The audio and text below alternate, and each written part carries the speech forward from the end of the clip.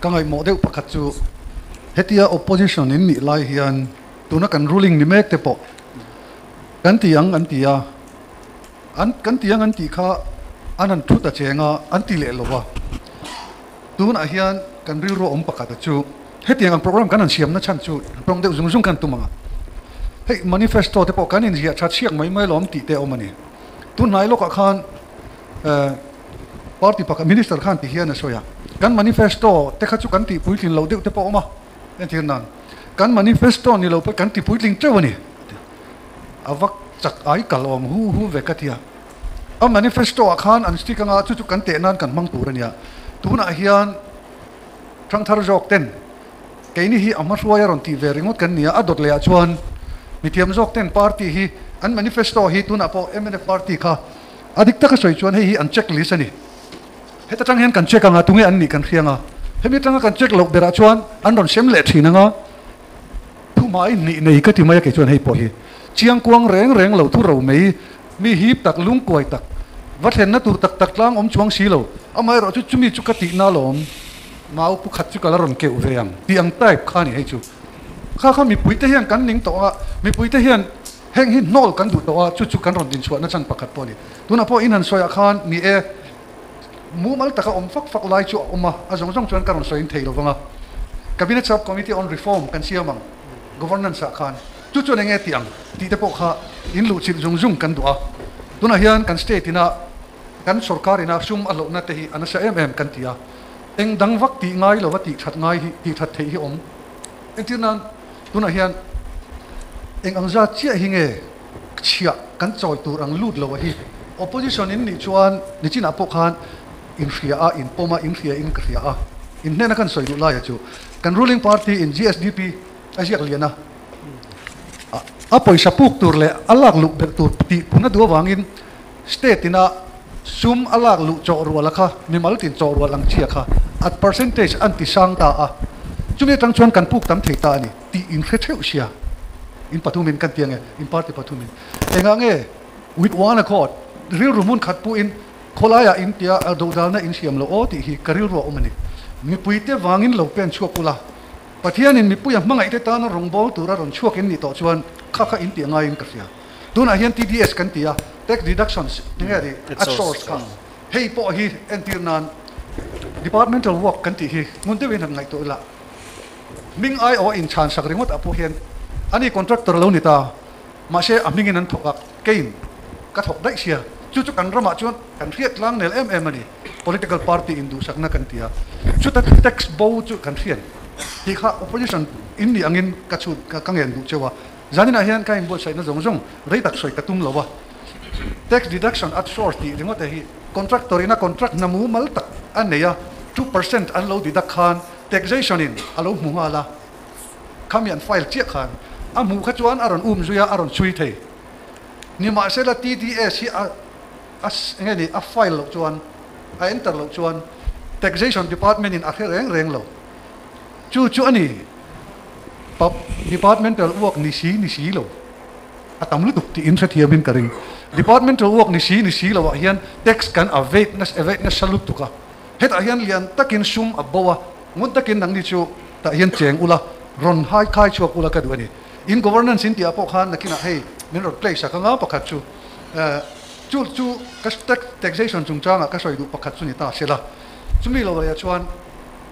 angeri GST return file lo an ni awang khan kan tax kan loss departmental work hi in ti bo ngomangem third class division tho tura second class division tho tura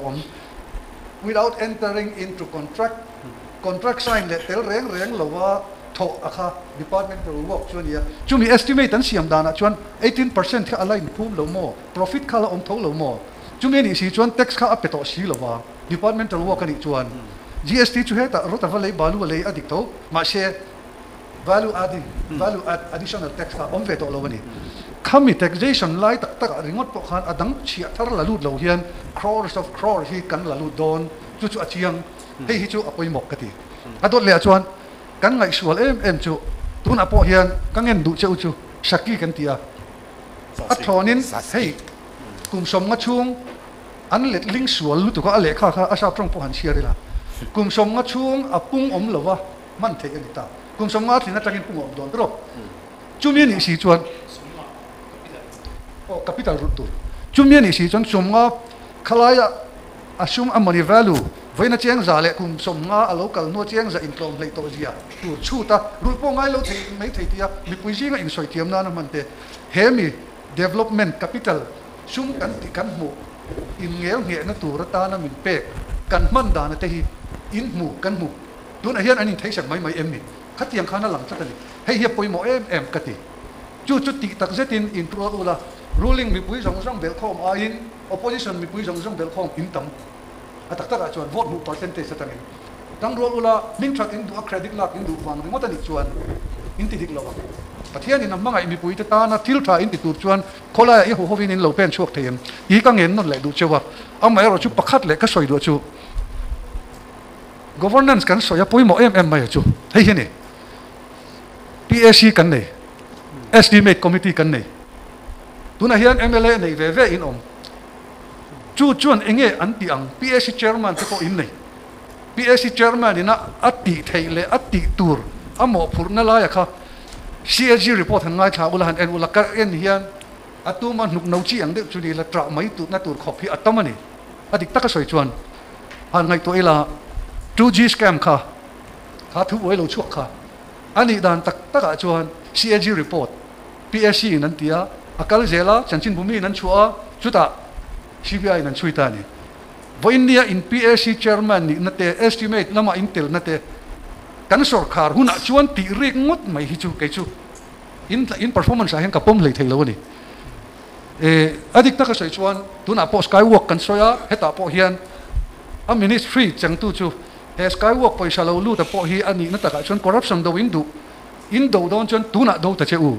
ti tak zetin ke hi apoi mo ani tuna do lawa sarkar huna chawa ti kha lok ayukta sakai bak nei ha nei lo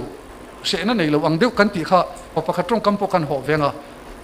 khatiang ang din tu te pon kan an chuang em ani zuan engting nge in engani in strength denang tuna hian saksi point ti hian kan strength den don kan sarkar hi sustainable kan ti chu ta hian a omani ti te oma PSC hian na sadeu in thila ti theya a en fi anga sarkar poisa man dan jong a en fela CAG report po en non levek thei chu tiang din muna in omlai chu ke chu opposition reng akal to na po voina ruling ngai po opposition an ni lai khan PSC hi akal tak ngai lo re audit report appropriation account na khak tiang kha an lo ti ve tur ni lai khan an power ka en hian ti thean nei chumi lai a chuan PIL po a file tu tur an la nei le thei chu tiang mi hring lal huna chok thu nei na tur mi voina hian MLA nei ve te hi ka ngen du chewa che chuak sela CAG report atang po hian PSC tel ten oma a chairman ten om pechon ron pen chuak ula heta discrepancies irregularities om zong nge kat soi sual pal sa trong kampang ve le china sum man dan dik lo le fel lo inject trou ate hi tuna te po nge ni cable car thok ho le dai kha cable car te po kha sumale le ringo dani chu in mrenga in ngoi renga ni si chuan kan lal hunai mi in ti don voin ni a hen champion in hum renga in man du lo chuan nakina mi manang ti kha kariru in ka zot chewni ole ke chu kanga de uleka adang dang hi po ka in bon sai na sa akatia maro chu then khatan hian alone in om theya ni china ka soyang khan think tank kan ti niti ayok ang tai pi sarkar in among mo to in sarkar huna po hian permanent governing council ang department wise state in siam po turin ka ria tin outsource tin ti lai khan ka khar so donanga en tir na pakhat khong in anon play thei chuan ron play sela thil ro pi takhan ni chuang lowa PDF file pakhat ta hian screen a khi lo langa khilaya lo langa khian min an sakta ula man jana khan kan bu fai chungchang kha kan soya voin ni hian engzange kan loss thatina kan loss kati kha noi za sari somriat chuang thatin kan loss ani bu fai a khan kitilaya khi kan entrina ani dan ta ka chuan sarkar khi omta a sarkar khi asum dong zel mai ne boi thak la ya chu tuna chuan sarkar hian antinan fishery a marketing an oma agriculture a produce marketing an om le a veti a po an oma veti pon ran so siam na lo siam an siam ve zel an ma ni in anti zel mai ni khong ai lo tilang reng ro poi ka ti lo ka lo soi fia don ani ti chuan an noya khian agency om ta a agency khian he la ya rice mill kan ti khi juk en ta sela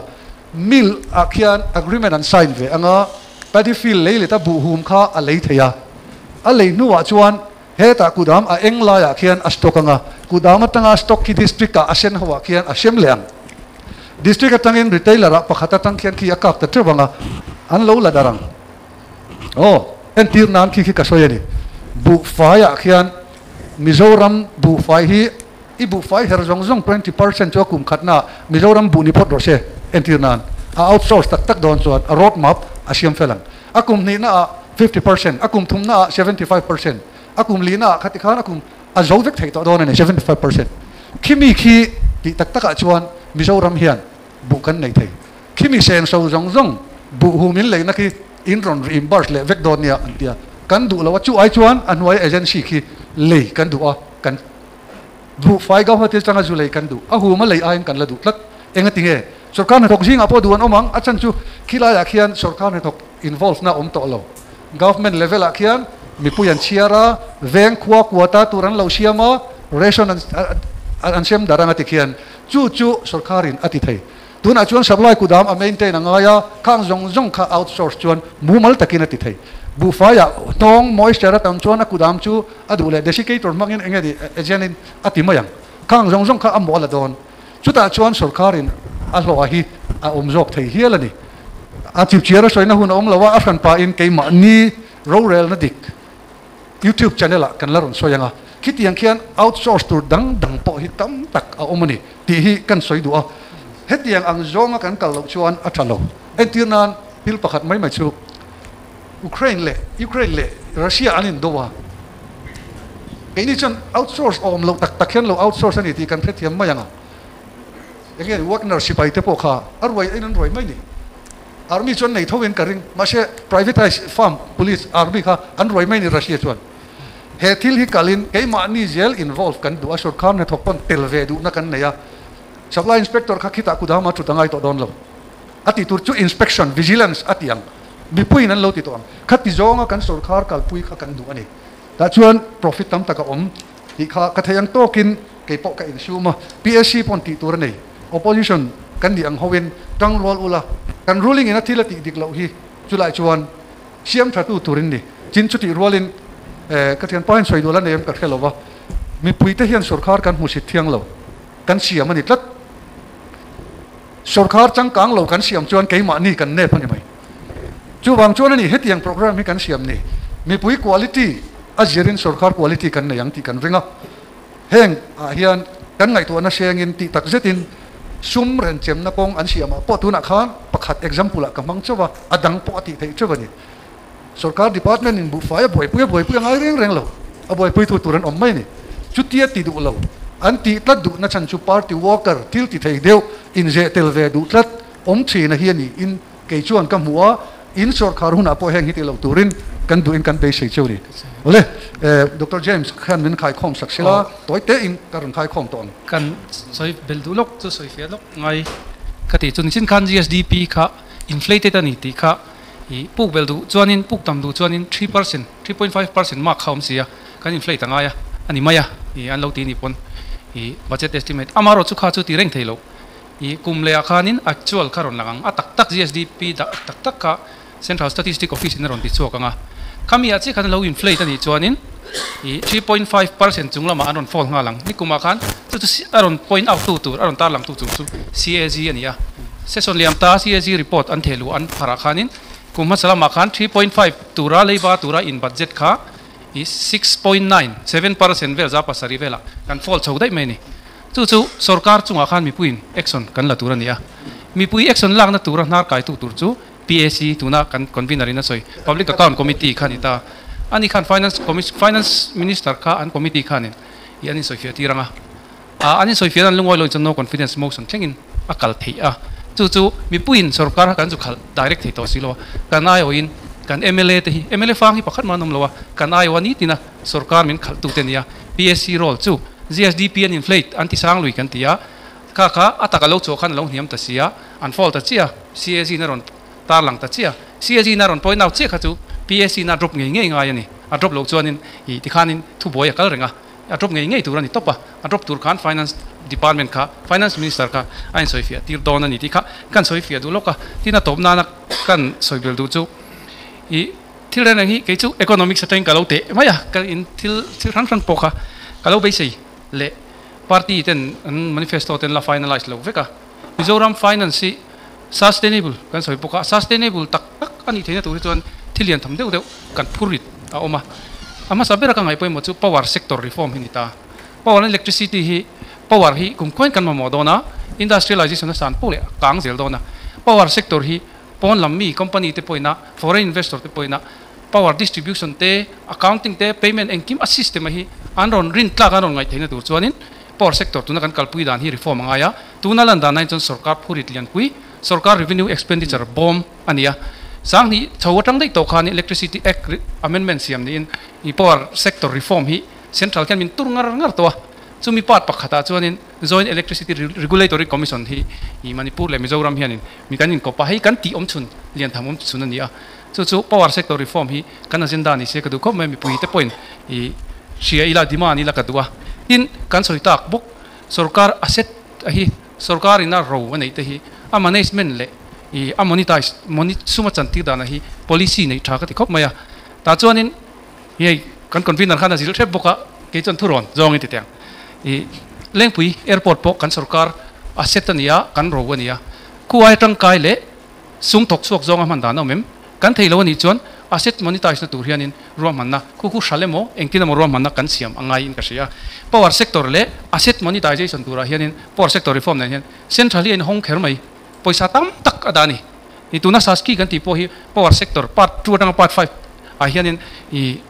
power sector reform kai noi tan phei chuanin a link kan I chuanin he ainen line hong le zol ani tin asset monetization phei chu budget a central union budget a hian voibel che noi don kha da ania ma kan lak thiam chuan kan sum mang lo hianin sarkar ina rowan nei enti nan building len tak tak en kol hau tak deuh te tin hall ani te tin airport te ponenga sarkar yan hun ma tha tak tak golf khelna he purwataron soi golf khelna ang chi te kang jong jong pokha I am suma chantir theya ani lo pon a en kol na kalphung hi policy nei than ka ria party ten kan party te hian policy ron nei se chu chuanin kum nga lo kal chuanin kan revenue expenditure phuri thi ya te apai thla duai dona sustainability thleng don ani tin adang le chuanin ato bera PDS I kan convener khana soya kan public distribution system reson bu fa ya hi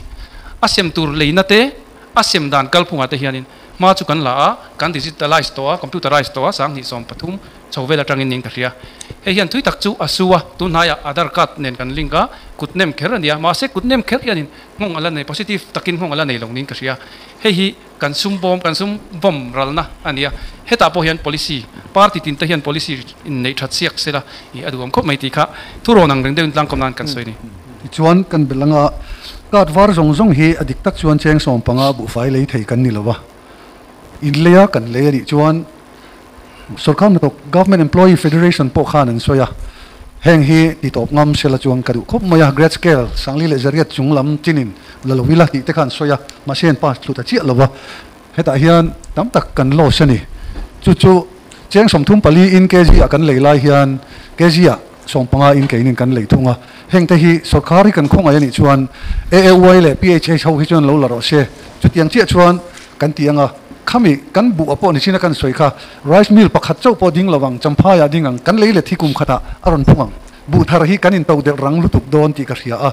mara chu kha khachu ka example pakhat chawani a apui mo kati zanina kan englo na kan ti thei mai kan kut zalat la ero chu PSC duty kha thei pato pin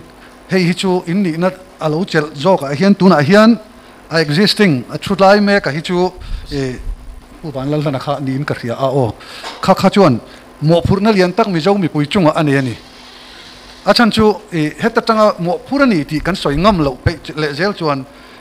ke ni po kan ti tur kan ti lo ni ve thunga ko le tui tang te tro kan siam theina turin kan thei to kin mi pui hi educate zelang u ti hi kan ngen du chewani na thok lowani na hi engmo in chei mo ina mai tur ani lo ve heta hian PSC responsibilities amo phurna le ti na tek ka han en chopa phemia tang ringot po hian ti thayan nga e mai atulani chuan khan anti thei bak minister po on squation department an kowa amar chu policy an siam thailo an criticize thailo khang kha chu an jek veke chut mi anti thei chunga chuan sarkar hi kongil tak zo turin an siam thei an ngoi renga khowarang ha ero chuanin phar pali te mang an na po thluk lo panga te mang an na po thluk lo wanga khan kan chuak thei ang ti kan hlau chu chu in hon huna po he min hum hon sakula in party soi tu te po min lo soi pui turin kan ngen chu ni anun hung bera kha tam CAG report khan chi sang sanga kha janina kan soi vek seng lawang ole do thei takin in oma janin chu hun po kha peve chewin ka ria lelama chuan in lo kala kan lom khop mai lom thu ka soya kan hun te iti to pang ule